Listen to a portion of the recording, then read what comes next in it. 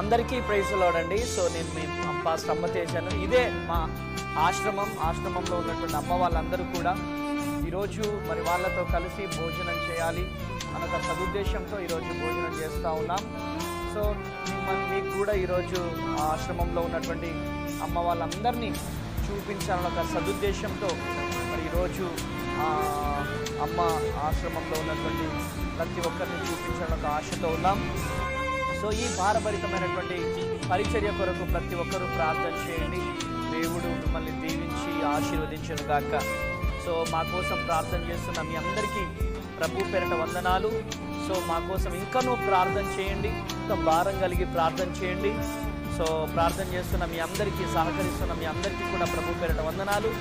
So దేవుడు మిమ్ములను మీ కుటుంబాలను దీవించి ఆశీర్వదించును గాక.